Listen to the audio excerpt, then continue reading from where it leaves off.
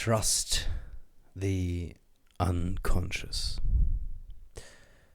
I'd learned too much. At Oswego College in New York, Esther Brooks, a professional of psychiatry, said, "When I went up to him, I'll schedule you to give a convocation for teachers this evening. There would be a lot of townspeople attending, and I had a lot of things to do before I went to the auditorium, unrelated to the lecture. I was not concerned, however, because I knew I could talk, and I knew I could think, and I knew that I'd learned much in the course of the years." In the above vignette and the two that follow, Erickson models an attitude of trust in one's long-term memories and in unconsciously stored knowledge. He underlies the fact that the unconscious mind is a repository of memories and skills that can be caught up after many years. He was fond of quoting Will Rogers. "It ain't what we don't know that gives us trouble. It's what we know that ain't so that gives us trouble." To which Erickson would add, "The things that we know but don't know we know give us trouble." Light snow. In the village of Lowell, Wisconsin, it snowed for the first time that autumn on November 12th, shortly before 4 p.m. And that kid in the third seat, in the third row of seats, right beside the window, wondered, "How long will I remember this?" I was just wondering. I knew it was November 12th in the year 1912. It was a very light snow. Nawal. On the farm we had two books, the history of the United States and an unabridged dictionary. I read that dictionary from A to Z repeatedly, and I had a tremendous vocabulary. Much later, while I was lecturing in Montana, a doctor invited me to spend an evening at his home. During the course of the evening, he brought out a very peculiar spiral-shaped object and asked, "Do you know what that is?" I said, "Yes, it's a narwhal tusk." He said, "You're the first person who has even looked at that and recognized it. My grandfather was a whaler, and he got this tusk from a narwhal. It has been in the family, and I have always been very quiet about it. I let people examine it and wonder and wonder and wonder. Now, how did you know it was a narwhal tusk?"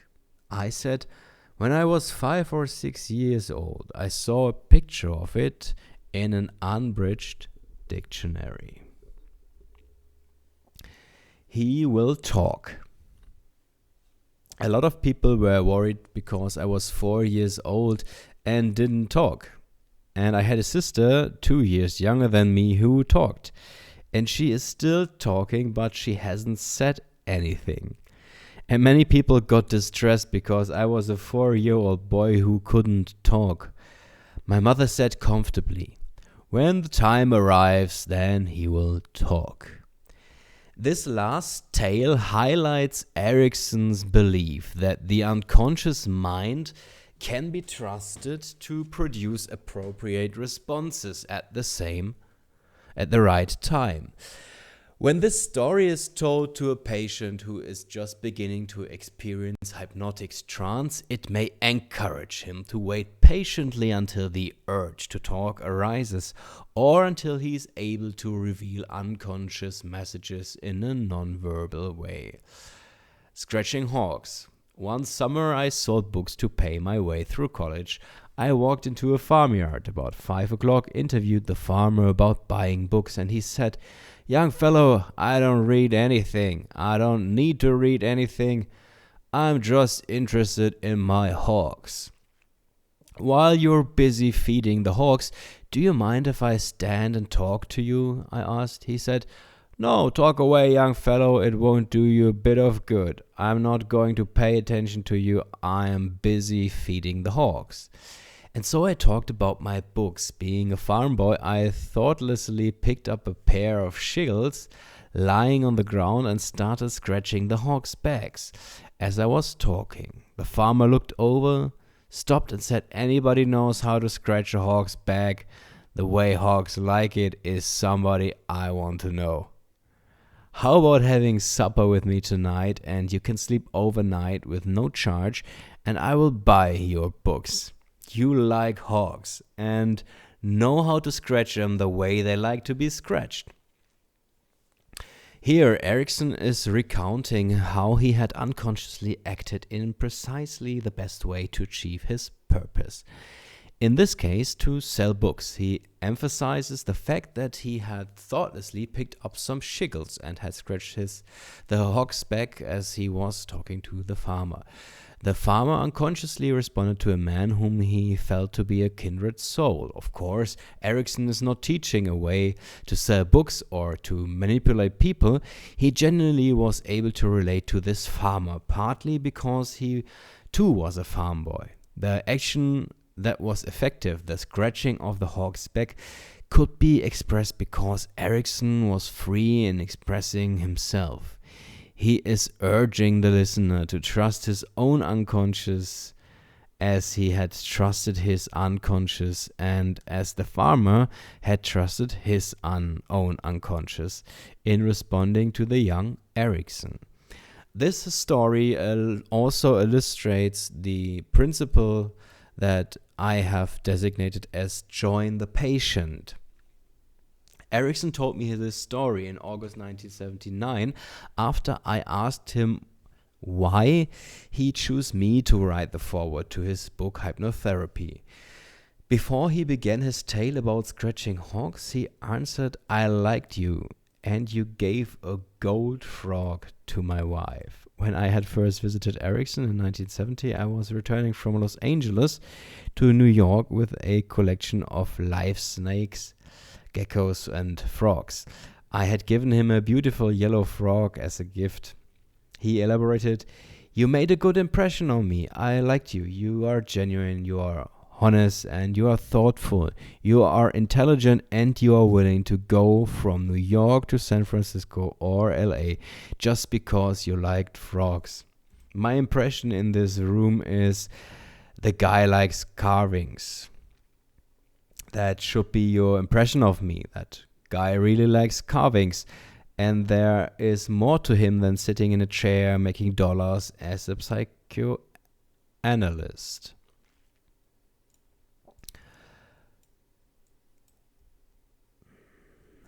He's got other interests, and frogs are a far step from psychoanalysis and psychiatry, literature, and so on. You've got a wide breadth there. And the conclusion of his tale, he underlined his point by looking directly at me with his clearest and kindliest gaze and commenting, I like the way you scratch a hog. He made it clear that he trusted his unconscious in his selection of collaborators, just as he did in other decisions. 7 asterisks. One of my subjects was a most excellent person with whom I did a lot of experimental work. He was a psychologist, he had a master's degree, and he was really undecided about his future. We used him experimentally, and he became aware that he had an unconscious mind. I loaned him my medical book, and he entered medical school. In his senior year, one of his professors who liked him very much said, Arthur, how do you think you will get along in my examination? And Arthur replied, I won't have any trouble with your examination.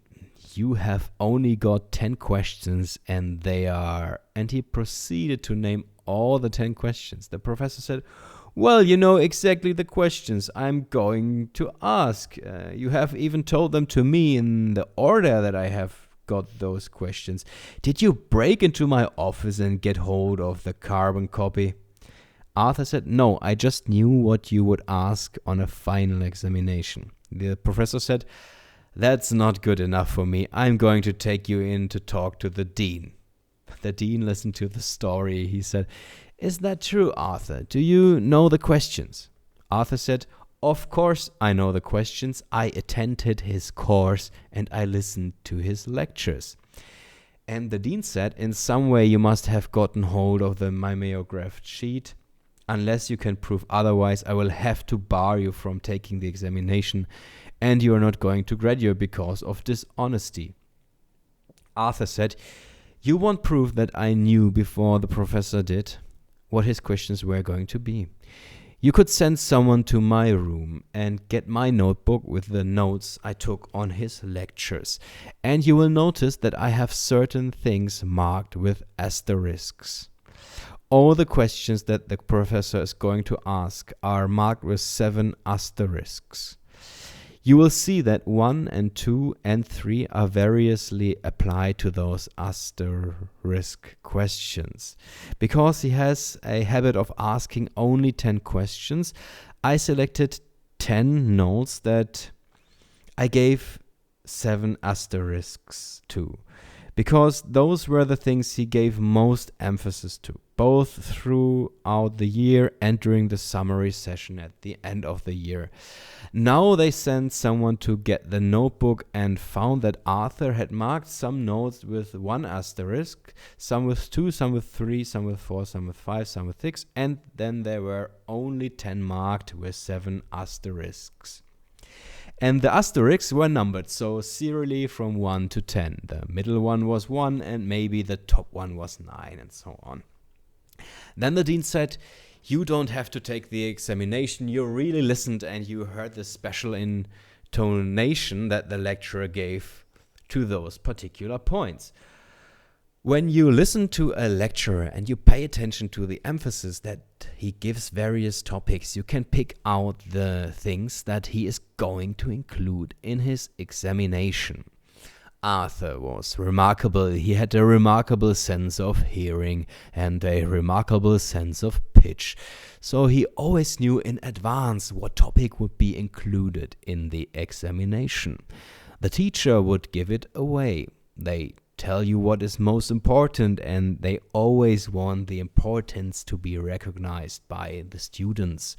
Now, sometimes they think a point that is not really important is important. Be careful to remember that point, because that will be included in the examination. Communication is a very complicated thing here. Our facial expression, our eyes, the way we hold our bodies, the way we move our bodies and our extremities, the way we move our heads and so on, the way we move certain individual muscles. All this discloses a lot of information. In this story, the young psychologist medical student had learned not only to trust his unconscious mind, but also to develop his perceptive skills to a rather extreme degree. As Erickson said, Arthur was remarkable. Of course, most of us have not developed our perceptual skills to such an extent. Still, if we know that it is possible, we may be encouraged in a similar direction, especially when we receive clear-cut messages in our dreams or in our associations. The lecturer in the story is unconsciously signaling what he wanted his student to learn. Erickson is telling us to listen to these unconscious cues. In the story, the student was able to translate his unconscious awareness into consciousness. Listeners and readers can respond to Erickson's subliminal messages even without conscious awareness. However, in fact, he is instructing them to do so. In the induction and utilization of trance, Erickson encourages us to strive for the same attitude. of trust in our unconscious mind. He does so in the following explanation to therapists. You see, trance induction should not be a laborious thing. The mere confidence in your own voice, the mere confidence in your ability to induce a trance is the most important thing of all. And anybody who is human is going to get into a trance. Even very paranoid patients, if you are very careful. I don't advise a trance for paranoid patients because they can become paranoid in the trance state too. But experimentally, I have determined that all patients can go into a trance state, that anybody can. Now, is it necessary to know that you are in a trance? No, it isn't. How deep a trance is necessary. Any trance that is sufficient level to let your unconscious mind take a look, a mental look at what's going on is sufficient. In those mental looks and understandings, you'll learn a great deal more than you do by conscious effort. And you should use your mind at the unconscious level even while you are using it at the conscious level. Curious, a woman came to college, always holding her left hand over the mouth. She recited in class holding her left hand under her nose, concealing her mouth. She walked out on the street with her left hand covering her mouth. She ate in restaurants, concealing her mouth behind her left hand. When she was reciting in class, walking down the street, eating in restaurants, always the left hand was under or over her mouth. Now that interested me. I made it a point to get acquainted with her. She told me, after much podding, about a horrible experience she had when she was 10 years old. In a car accident, she had been thrown through a windshield, a frightening experience for a 10-year-old girl. Her mouth was cut by the windshield glass and there was a lot of blood on the hood of the car. A lot of blood that was frightening to a 10-year-old. Could be a very small amount of blood, but to her it was an enormous quantity. She grew up with the idea that her mouth was terribly scarred, and that's why she kept her mouth covered, because she did not want anybody to see that horrible scar. I got her to read a history of cosmetology, and she came across beauty spots that were crescent-shaped circles, stars, and so on. She read about how women would place a beauty spot near the feature she considered attractive. I induced her to draw me some beauty spots. Then I induced her in the privacy of her room to make a life-size copy of her scar. It turned out to be a 5-pointed star, the size of a beauty spot. Yet she still saw it as a larger than her whole face. So I persuaded her to go on a date with one of the students. She was to carry 2 heavy handbags in order to keep her hands down from the face. On this date and on subsequent ones, she discovered that if she allowed a good night kiss, the man would invariably kiss her on the scarred side of her mouth. Even though she had 2 sides of the mouth, the man would always invariably kiss her on the scarred side. She dated one man but didn't have the nerve to let him have a good night kiss. The second man kissed her on the right side of her mouth. She did the next, the third, the fourth, the fifth, the sixth, and she didn't know, what she didn't know was that she was curious, and when she was curious, she always tipped her head to the left, so that a man had to kiss her on the right side of her mouth. Every time I tell that case story, I look around. You all know about subliminal speech, but you don't know about subliminal hearing. When I tell that case story, every woman puckers her lips, and I know what she is thinking of. You watch the neighbor come in to see the new baby. You watch the lips. You know just when that neighbor is going to kiss the baby. By noticing the direction in which the girl characteristically tilted her head when she was curious about something, Erickson was able to predict that she would tilt it in the way when she was about to be kissed. He is teaching the importance of using the information that unconsciously disclosed by the patient. Erickson helped her to discover what he had already discovered, that is, that she tilted her head when her curiosity was invoked. To help her make this discovery, he prevented her from using her usual defense mechanisms, covering her scarred mouth with her hand. She was then able to conclude, after several men had kissed her on the scarred side of the mouth, that it was not really ugly. Erickson utilizes a trick that is well known to magicians. He directs our attention to one place when actually what is going on is someplace else. For example, he tempts us to think about, why is she covering her mouth with her left hand? Actually, this is not important. He is observing the way she tilts her head, and that's important.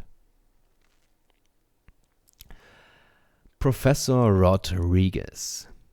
I go into trances so that I will be more sensitive to the intonations and inflections of my patient's speech, and to enable me to hear better, see better, I go into a trance and forget the presence of others, and people see me in a trance.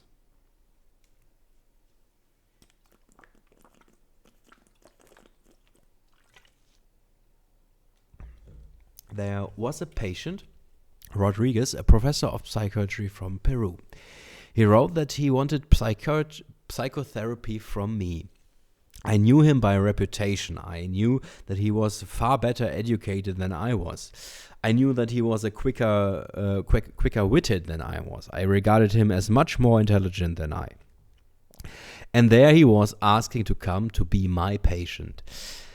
I wondered, how can I handle a man who is brighter, better educated, quicker witted than I am?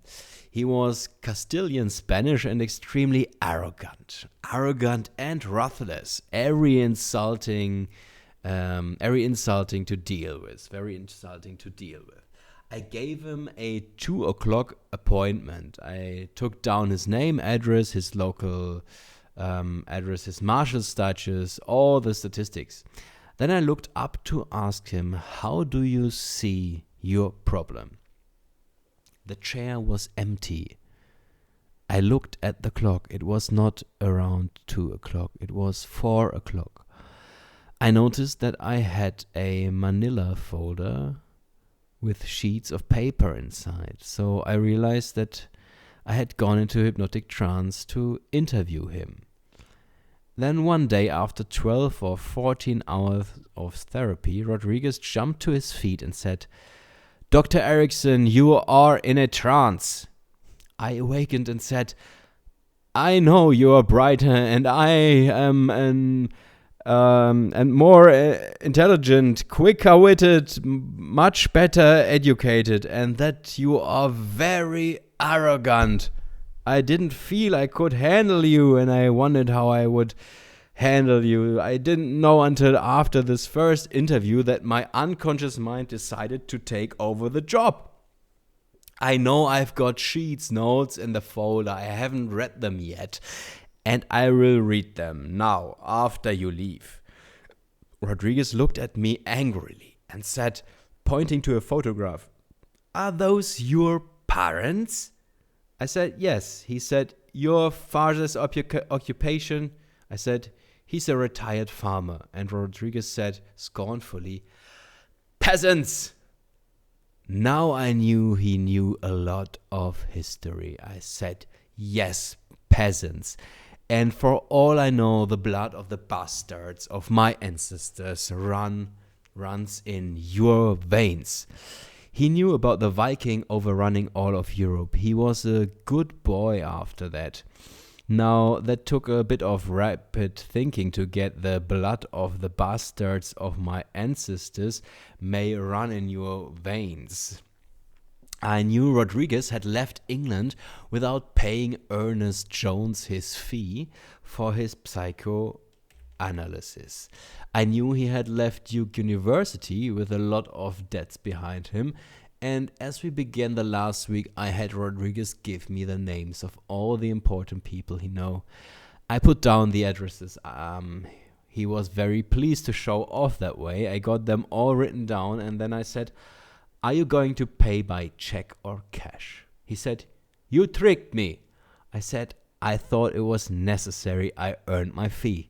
So I got my fee. Why else would I want to know the names and the addresses of all his important friends? He knew blackmail when he heard it. This was one of Erickson's favorite stories to illustrate the value of trance for a therapist in order to enable him to find the best ways of responding effectively to his patients. This story requires little comment. It does emphasize the importance of the therapist's being one up when he is dealing with an arrogant patient.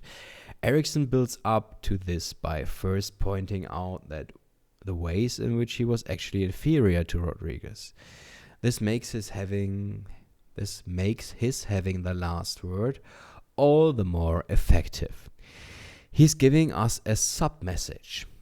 Even though we may feel inferior to another person, even though we may feel inadequate, if we will dig into our unconscious minds, we can find resources to equalize situations or bring us to a superior position. We may have to dredge up our ancestors, as Erickson did, but that is all right. Erickson would certainly not deprive us of the assets and resources we have inherited. He believed in using whatever one has, all of one's resources. Huey Duck, Dewey Duck, and Louis Duck. I had a very difficult paragraph to write. I kept trying and trying, ending up in a blind alley. And one day I said, well, I have 2 hours before my next patient comes in. I think I will lean back and go into a trance and see what my unconscious has to say about this difficult paragraph. I waited until about 15 minutes before the patient came in, and I was surprised to see in my lap a box of comic books belonging to the kids. There were 2 stacks of comic books on my desk. The patient was due, so I put the comic books back in the box, went out into the other room and saw my patient. A couple of weeks later, I thought, well, I haven't gotten the answer to the paragraph yet. I had a little time to spare and took a pencil, and something came to my mind immediately. And Donald Duck said to Huey Duck, Dewey Duck, and Louis Duck, and I thought with amusement that Donald Duck comic books appealed to the intelligence of the adult as well as the useful. They have to be succinct, clear, subtle. So I wrote the paragraph. My unconscious knew where to get an example. Here is another story that emphasizes the value of the unconscious as a problem solver. Erickson told me this story after I asked him for help in scheduling patients and with writing. Obviously, what he was saying to me was that I ought to go into a trance, giving him myself an adequate amount of time as he had, and that I should then listen to my unconscious mind.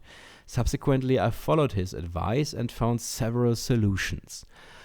Once, when I experienced a writing block, I entered into a self-hypnotic trance after asking myself, how could I overcome this block? I noted a tingling feeling on the inside of my right thumb, on the lateral side of my middle finger, and on the medial side of my index finger. I soon understood that these tingling feelings were located in the exact location where a pen would make contact. My unconscious message was that I should begin writing by hand and then switch to dictation.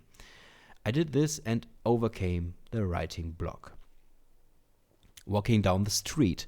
You at your present age, walking down the street, you try to walk in a straight line at a steady pace, and you happen to be hungry and you automatically slow down when you pass the first restaurant. If you are a woman, you may automatically veer towards a jewelry window. If you are a sportsman, you automatically veer to a sporting goods store window. If you have been neglecting your teeth and you know you should get a dental appointment, you don't care for that. You automatically speed up when you pass a dental building. I took up a station where I could watch young women walking past a medical building. When they altered their gait in a certain way, slowed down, and their arms swinging altered, and a very soft expression came over their faces as they walked the medical building, I would cross over and ask, was the first frog test or rabbit test positive? Unthinkingly, they would say the first one was, or I hope it will be. One young woman altered her walk, arm swing, and facial expression. You could see a fear rejection. You have to be careful. She is not married. Every person, old or young, male or female, automatically slows down as if the air had become thick and difficult to penetrate. Do you know at what building? A bakery. That powerful olfactory stimulus slows you down automatically. Again, we are given an example illustrating that most of our behavior is unconsciously determined. Erickson is also inserting frequent references to automatic behavior. Thus, this tale is useful in encouraging a patient to allow himself to respond automatically in a hypnotic trance. The repetition in the story can easily lead to a hypnotic trance, especially if the words are delivered in a rhythmic way. Of course, the story can be used diagnostically as well. One can note a patient's response as one mentions the various elements in the story. The jeweler, the sporting goods store, the dental building, concerns about pregnancy may engage in response to the part that refers to a young woman's concern about being pregnant. The commentary about the bakery may very easily be a subject, bring a subject back to early childhood memories that are associated with the smells of baking or cooking. I wondered why Erickson emphasized the fact that every person slows down automatically when passing a bakery. I finally realized that the message he was giving me was slow down, Rosen. He's telling all of his listeners to slow down and allow time for learning and for sensory associations. Automatic writing. Every little movement should be regarded. Many times by writing yes questions can be answered. A girl may ask, am I really in love? And I will ask, who do you think you are in love with? Oh, there is Bill, Jim, and Pete, and George. Then I ask, is it Bill? She writes, yes. Is it George? Yes. Is it Jim? Yes. Is it Pete? Yes. But if the yes causes a hole and the hole is punched in the paper by heaviness of the pencil, that's really the boy. Yet she still doesn't want to know. Once at Michigan State University, Dr. Anderson gave a lecture on hypnosis to the psychology department, to the entire department. Dr. Anderson asked me if I wanted to demonstrate. I said I had no subject and I would appreciate some volunteers.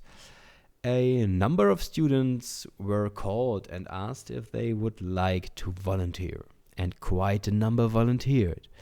I picked a girl named Peggy. One of the things that Dr. Anderson wanted was automatic writing. I had Peggy go to the far end of a long table, and all the rest of us went to the other end of the table. I put Peggy into a trance.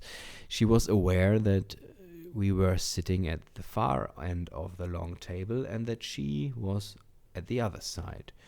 She wrote something automatically. Then she automatically folded her paper, folded it again, and automatically slipped it into her handbag. She didn't notice any of that. All the rest of us did. I put her back into a trance and told her that after she awakened, she would automatically write, "It's a beautiful day in June." It was April. She wrote that, and after I showed it to her, she said that she didn't write it and that it wasn't her handwriting. It certainly wasn't her handwriting.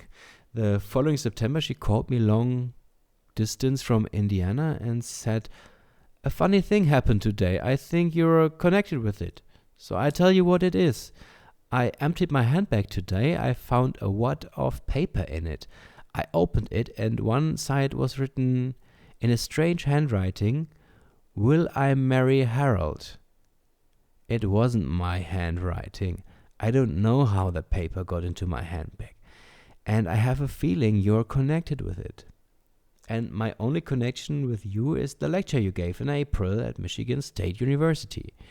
Do you have an explanation for that piece of paper?" I said, "I lectured at the university in April, that's true.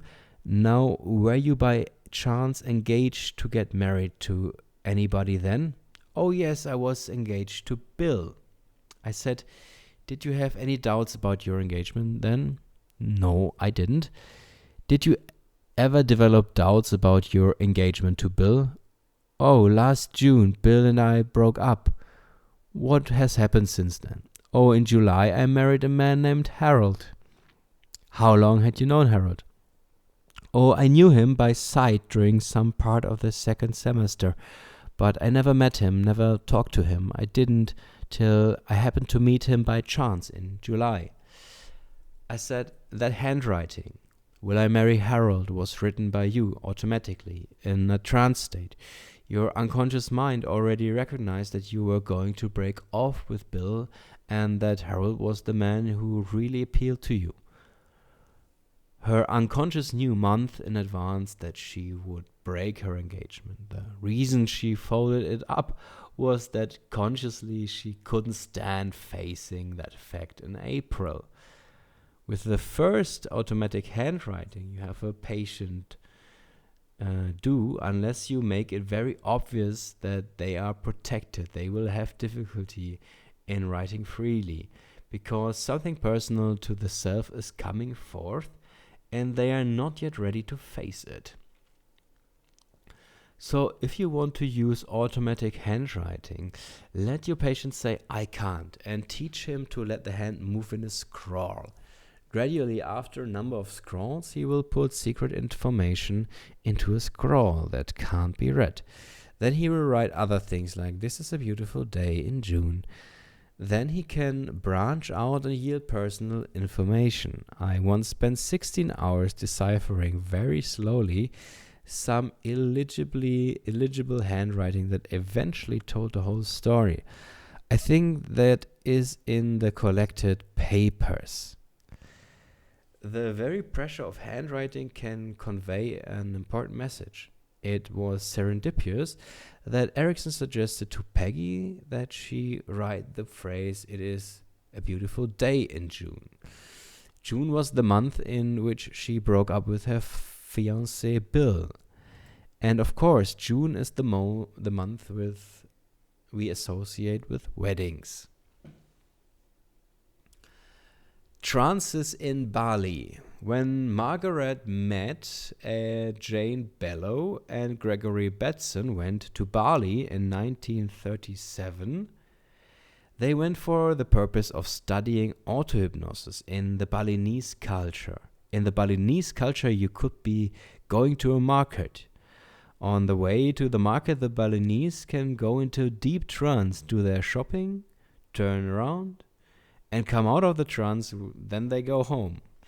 Or stay in the trance and visit a neighbor who is not in trance while they are in a trance. Auto-hypnosis is part of their daily life. Meet Bateson and Bellow studied their behavior and brought back movies for me to examine. Dr. Med wanted to know if a Balinese trance and the trance of the Occident were the same. Now she, Lucy, a student, made the body orientation movements that Balinese people do.